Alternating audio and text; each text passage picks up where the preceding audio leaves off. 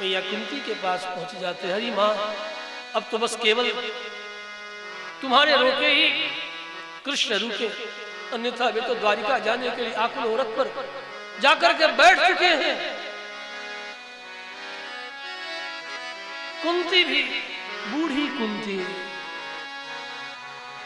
जिसके घुटनों में अब चलने का की शक्ति न रही, मुंडम पलितम तुंडम गलितम, दांत टूट गए हैं, बाल पक गया है, अंग अंग पर झुर्रियां आ गई है। अद्भुत कृष्ण भक्ति कुंती के हृदय में। कुंती दौड़ते पड़ते पुकारती हुई, कोई है जो शीघ्र ही स्वर्ण आरती में आरती सजा करके मंगल द्रव्यों को लेकर के मेरे पीछे पीछे चले। पुकारती हुई चली जा रही है। जब कृष्ण जा ही रहा है तो चलते चलते दर्शन तो कर लो, उसकी आरती तो उतार लो, उसके चरणों में अपना निवेदन तो सुना दो। कुंती रथ के सामने चली आई है और कृष्ण की आंचल पकड़ करके आंखों में अश्रु भर करके स्तुति की है। कृष्ण आज सुन मेरी बात, ये कुंती जानती है तुम कौन हो। कृष्ण ने मुस्कुराते हुए कहा, बुआ तू मेरी बुआ और मैं तेरे भाई का बेटा, और कौन हो, इसके अलावा कुछ और हो क्या? कहा, देख मेरी नजरों से तू छिप नहीं सकता, मेरी नजरें तुम्हें पहचानती है। तो सुन, मैं जो जानती हूं तुम्हारे विषय में, हाथ जोड़ करके कुंती कृष्ण के स्वरूप का लक्षण करने लगे। नमस्ये पुरुषं त्वाद्यं ईश्वरं प्रकृतेः परं अलक्ष्यं सर्वभूतानां अंतर्बहिरवस्थितं। हे कृष्ण सुनो, मैं जानती हूं तुम कौन हो। तुम आदि पुरुष परमात्मा साक्षात ईश्वर हो, प्रकृति से पार हो, मन बुद्धि चित्त में सहज ही आने वाले नहीं हो। तुम बाहर भी वैसे ही हो जैसे समस्त जीवों के हृदय में अंतर्यामी होकर के निवास करते हो। तुम समस्त जीवों के अंतर हृदय में निवास करने वाले परमात्मा हो। तुम ये मत सोचो कि ये कुंती पहचानती नहीं, अपने ही माया के पर्दों से छिपे हुए मेरे लिए तुम्हारी माया अब पर्दा नहीं कर सकती। माया जवनिका छन्न अज्ञाधोक्षजमव्ययं न लक्ष्यसे मूढ़दृशा नटो नाट्यधरो यथा। जैसे अभिनय करने वाले अभिनेता, जो निर्देशक होता जानता है कि किसे किस प्रकार का अभिनय करने के लिए हमने निर्दिष्ट किया, जिस तरह निर्देशक अभिनेता को पहचानता है, उसी तरह तुम्हारी बुआ कुंती तू केवल अभिनय करने मात्र के लिए मनुष्य बनने हो, मेरे भाई का पुत्र बने हो, देवकी नंदन बने हो, जसोदा नंदन बने हो, गोकुल नंदन बने हो। तुम हो नहीं, ये केवल मूढ़ों के लिए। जो मूढ़ हैं वे केवल तुम्हें नहीं पहचानते। न लक्ष्य से मूढ़दृशा, जिनकी दृष्टि मारी गई है, जिनकी बुद्धि मारी गई है, वही केवल तुम्हें इस रूप में जानते हैं। तुम तो परब्रह्म परमात्मा साक्षात नारायण माया जवनिका छन्नम, अपने ही माया के पर्दे से छिपे हुए परब्रह्म नारायण हो, अमलात्मा विमलात्मा महात्माओं के उपास्य हो, जो ज्ञान योग भक्ति योग कर्म योग के द्वारा अपनी ही कृपा से अनुभव में आते हो। नमः पंकजनाभाय नमः पंकजमालिने नमः पंकजनेत्राय नमस्ते पंकजाय।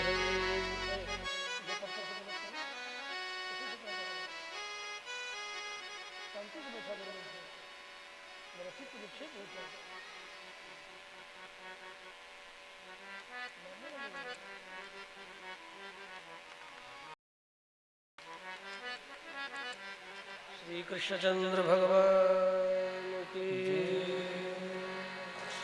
मैं क्या कह रहा था भूल गया, पीछे से किसी ने खट खट 3-4 बार किया, भूल गया, कथा भूल गया। कृष्णाय वासुदेवाय देवकी नंदनाय च। बैरागी लगाओ ना, क्या बताओ?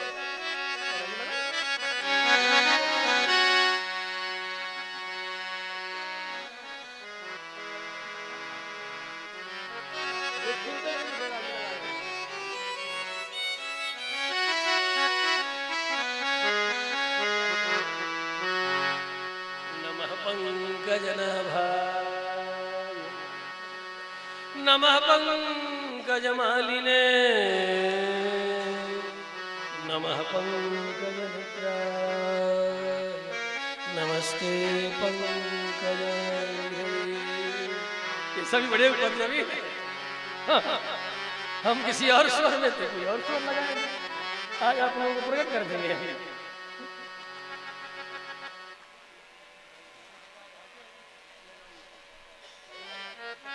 श्री कृष्णचंद्र भगवान की। विपदः सन्तु न संसात्।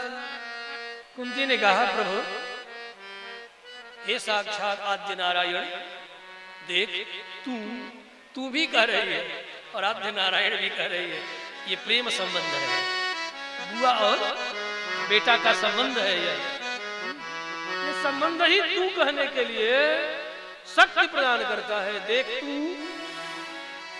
तू मेरी आंखों से नहीं छिप सकता, मैं तुझे जानती हूं। इतने में कुंती की आंखें भर गई और आंखों में भर करके अश्रु कहने लगी, हे कृष्ण, यदि मैं ये जानती कि तू मेरे पुत्रों के चक्रवर्ती सम्राट पद पर अभिषेक करते ही द्वारिका निकल पड़ोगे, हस्तिनापुर को छोड़ करके चले जाओगे, कुंती की आंखों से ओझल हो जाओगे,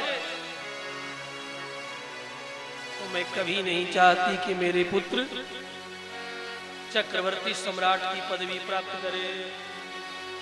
मैं तो यही चाहती कि तेरा नित्य निरंतर दर्शन होता रहे, चाहे परिस्थितियां कोई भी हो, लाख विपत्तियां पड़ती रहे पड़े, लेकिन तेरे दर्शन का मैं त्याग नहीं करती, तेरे दर्शन का लोभ नहीं छोड़ सकती।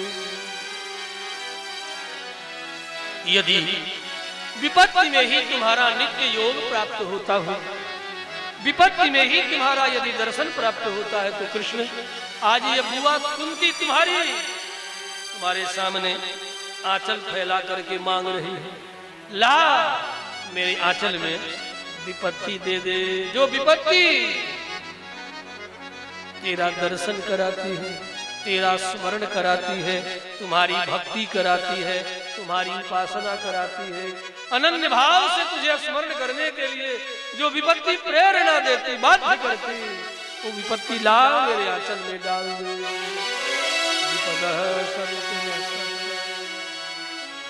विपदः न शाश्वत यत्र यत्र जगद्गुरो भवतो दर्शनम यत्या पुनर्भव दर्शनम। मुझे मोक्ष नहीं चाहिए, दर्शन चाहिए। और यदि ये दर्शन विपत्ति से प्राप्त हो रही हो तो ला मेरे आंचल में डाल दे कृष्ण। बुआ की ये प्रार्थना सुन कृष्ण उसी से में छलांग लगा के नीचे उतर गए। ले मैं नहीं जाऊं। बुआ प्रसन्न हो गई। बुआ मुस्कुरा उठे कि सचमुच में तुम्हें दयालु है रे। रे कौन कह सकता है जो प्रेमी हो। तू सचमुच में कृपालु है रे कन्हैया। हे देवकी नंदन, हे वसुदेव नंदन, तुझ जैसा कृपालु कौन हो। मेरा कुछ भी रह नहीं गया था, सब कुछ छिन गया था, लेकिन तुम्हारी कृपा का परिणाम आज मेरे पुत्र चक्रवर्ती सम्राट के पद को प्राप्त कर लिया।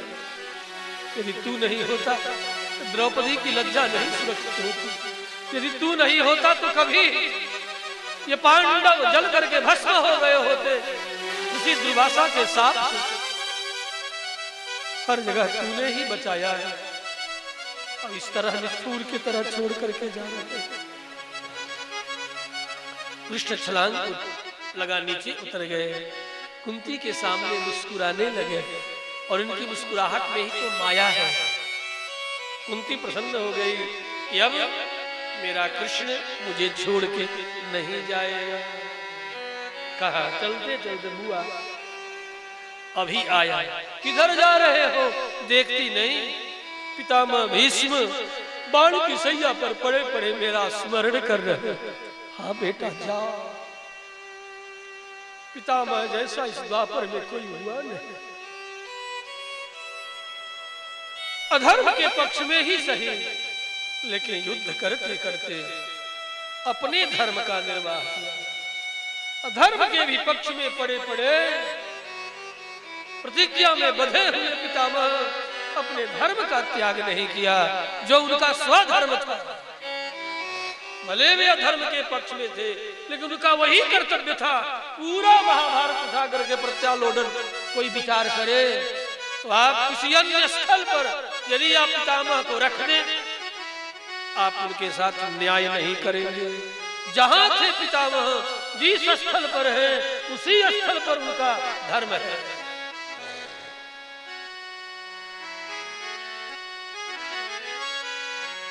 द्रौपदी ने देखा मेरी ओर आ रहे हैं, प्रसन्न हो गई। अपना आंचल जो दिखाई थी, जिस आंचल के लिए वस्त्रावतार धारण कर लिया, नहीं आया।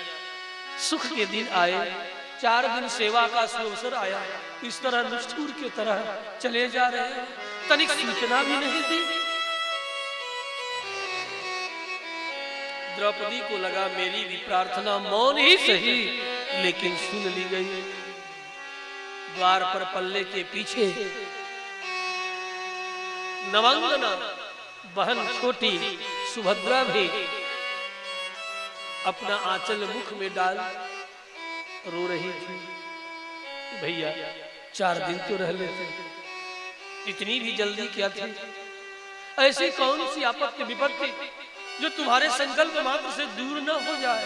कोई और को कुछ और सिखाना, लेकिन तुम्हारी बहन सुभद्रा जानती है तू कौन है। तुम्हारे संकल्प मात्र से अनंत सृष्टि का विस्तार होने वाला, तू केवल दुपिल का समाचार सुनकर के द्वारिका छोड़े जा रहा है। बात तो कुछ और है। जरूर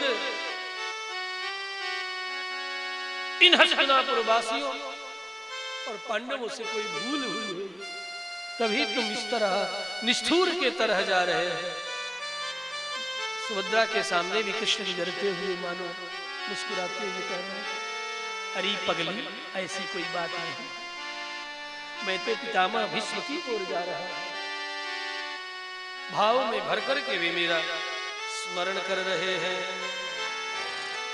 सबने देखा कुरुक्षेत्र की ओर उधर जा रहे हैं, जहां पितामह भीष्म बाणों की सैया पर पड़े पड़े कृष्ण का स्मरण कर रहे हैं। पीछे पीछे पांडव भी दौड़ पड़े।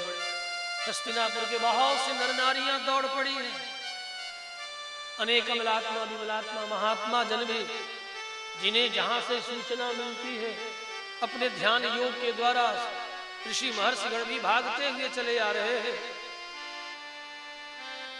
देश काल को समझने वाले पितामह भीष्म ने मन ही मन कृष्ण के चरणों में प्रणाम किया। क्या समझकर? ये सवई भगवान साक्षात, ये जो आंखों के सामने प्रत्यक्ष खड़े हैं ये कोई और नहीं है, ये सवई भगवान साक्षात आद्यो नारायणो हरि मोहयन मायया लोकम गूढ़ः चरसि विष्णुसु, जो अपनी ही माया से विमोहित करते हुए वृष वंश में जदुवंश में मनुष्य का रूप धारण करके विचरण कर रहे हैं। लोग इन्हें नहीं जानते, ये तो साक्षात आद्य नारायण भगवान है। ऐसा समझ करके पितामह भीष्म ने प्रणाम किया है। और प्रणाम करने के बाद एक बात पितामह भीष्म ने पूछ लिया है, कृष्ण एक बात कहो। अपार सभा लगी है चारों ओर, तुम तो भगवान हो, पांडवों के पक्ष में हो, जो पांडव तुम्हें अपने मामा का पुत्र मानते हैं। यम मन्यसे मातुलेयम प्रियम मित्रम सुहृतमम, तूने उन पांडवों के लिए क्या क्या नहीं किया। दूत जैसा नीच कर्म किया, दूत को शास्त्रों में नीच कर्म कहा गया। और आज का कोई एम्बेसडर कहे कि हमें तो नीच कहता है, दूत कर्म को नीच कहा गया तो क्या हुआ? दूत कर्म कोई उच्च कर्म नहीं है, नीच कर्म है। जैसे आज का एम्बेसडर है, कोई आईएएस होता है, लेकिन कर्म की दृष्टि से वो नीच कर्म है। अकरो सचिवम दूतम, दूत जैसे नीच कर्म को आपने किया। धर्मशास्त्र के वाक्यों को ठीक ठीक आज का राजनीतिक लोग समझते नहीं, इसलिए उनको तो केवल राजनीति की रोटी सेकनी है। अपनी अपनी रोटियां सेकने के लिए, समाज को विभक्त करने के लिए बहुत प्रकार की इलूल जलूल बातें करना उनका काम है। और ऐसा काम करके वे केवल और केवल अपने वोट बैंक पर दृष्टि रखते हैं बंधुओं, इसके अलावा उनका कोई प्रयोजन नहीं है। तुम्हारे धर्मशास्त्रों से उन्हें कोई प्रयोजन नहीं है। उनकी सही व्याख्या है, गलत व्याख्या है, क्या है, कुछ नहीं। इससे हमारी राजनीतिक वोट बैंक तैयार हो रहा है कि नहीं, बस इसलिए वे कुछ का कुछ टिप्पणी करेंगे। अकरो सचिवम दूतम सौहृदा दथ सारथिम, सहृदयता के कारण आपने क्या क्या नहीं किया। अर्जुन का सारथी, ये ड्राइविंग ये कोई बहुत बड़ा काम है।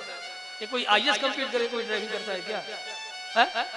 आज के जमाने में भी, आज भी कोई आईएएस करता है? अरे बस रथ चलाने आ गया हो गया। ऐसा तो नहीं कि आज के भी समय में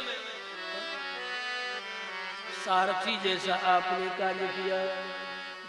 रथ चलाने का काम, दूत का काम, क्या क्या आपने नहीं किया। जैसे बड़े बड़े विमलात्मा अपने ध्यान में नहीं पाते। हे परमात्मा, इन पांडवों के लिए आपने क्या क्या नहीं किया। यदि आप चाहते तो अपने संकल्प मात्र से इन पांडवों को सुखी और समृद्ध संपन्न कर सकते थे, आपने वैसा नहीं किया। आखिर ऐसा क्यों नहीं किया? यम मन्यसे मातुल्यम, चाहते थे ये पांडव सुखी हो, समृद्ध हो। परमात्मा ये चाहता है ये जीव,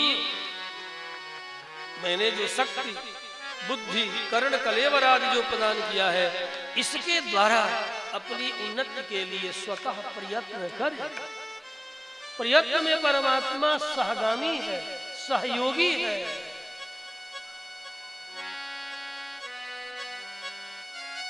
सर्वात्मनः समदृशः। पांडवों के पक्ष में रहते हुए भी पांडवों पर इतनी बड़ी विपत्ति पड़ी। भक्त्या व्यस्य मनो यस्मिन् वाचा यन्नाम कीर्तयन् त्यजन् कलेवरम योगी मुच्यते काम कर्मभिः। जिनके नाम का स्मरण मात्र करने से जीव परमानंद धाम को प्राप्त कर लेता है, वही परमात्मा पांडवों के लिए क्या क्या नहीं किया, चाहता तो क्या नहीं कर सकता था। आखिर आपने ऐसा क्यों किया? भगवान कृष्ण मुस्कुराए, क्योंकि बहुत से प्रश्नों का उत्तर नहीं देना होता, केवल मुस्कुरा देते हैं। उनका अद्भुत उत्तर है। और मुस्कुरा करके मध्य में प्रश्न के प्रति प्रतिप्रश्न करते हैं।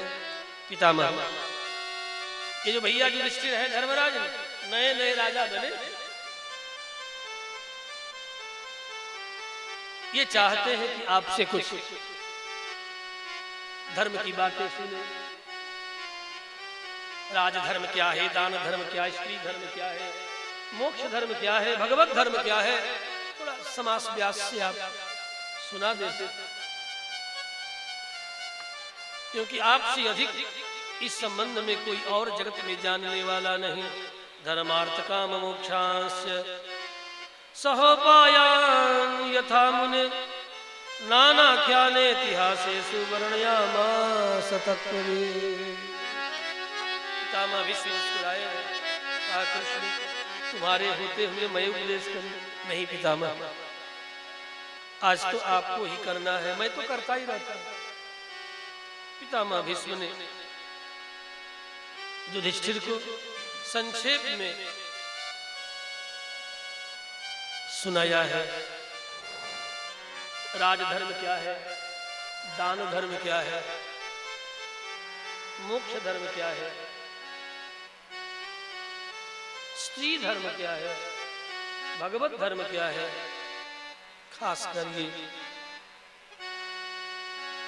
5 धर्म विशेष रूप से सुनाया है।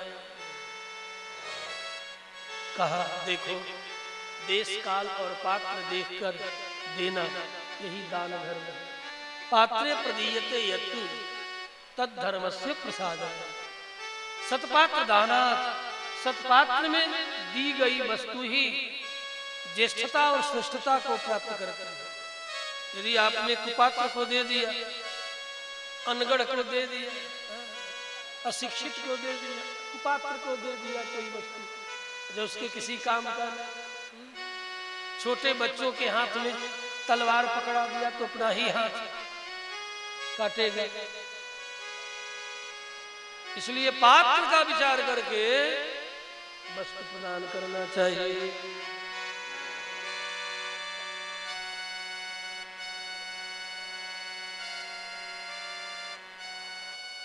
मान छोड़ करके देना चाहिए, उत्तम वस्त्र प्रदान करना चाहिए सत्पात्र को।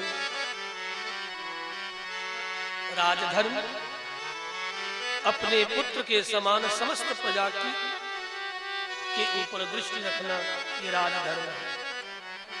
पुत्र के समान, बहुत समास में सुनाए, इसका विस्तार करें तो पुत्रहीन के लिए पुत्र बन जाए, भ्रातृहीन के लिए भाई बन जाए, पिताहीन के लिए पिता बन जाए, मातृहीन के लिए माता बन जाए। उसे हर प्रकार से भरण पोषण करे, सबसे असंग रहते हुए राजा का यह कर्तव्य है कि अपने प्रजा का हर प्रकार से पालन करे, प्रजा का शोषण न करे, प्रजा का दोहन न करे, अनावश्यक प्रजा से कर न ले। स्त्री का सहज धर्म है जन्म से लेकर के जुआ तक पिता के अधीन, जुआ से वार्धक्य तक पति के अधीन, पति के न होने पर अपने पुत्रों की आज्ञा और भरण पोषण करते हुए जीवन यापन करना स्त्री का सहज धर्म है। भगवत धर्म बस इतना ही है कि प्रभु मैं आपका हूं और इस भाव से उनके नाम का स्मरण करते रहना।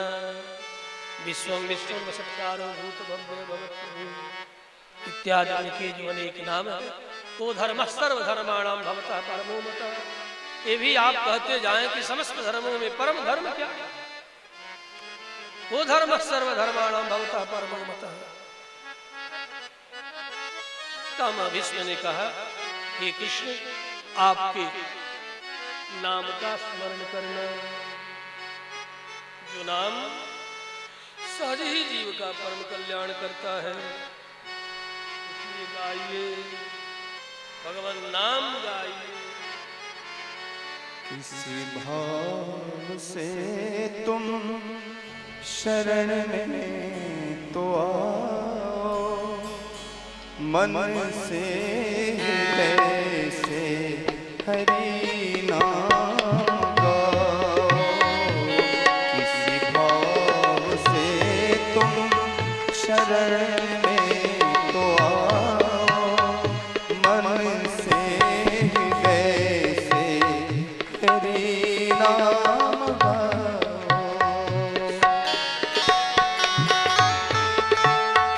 सभी लोग ताली की सेवा करते हुए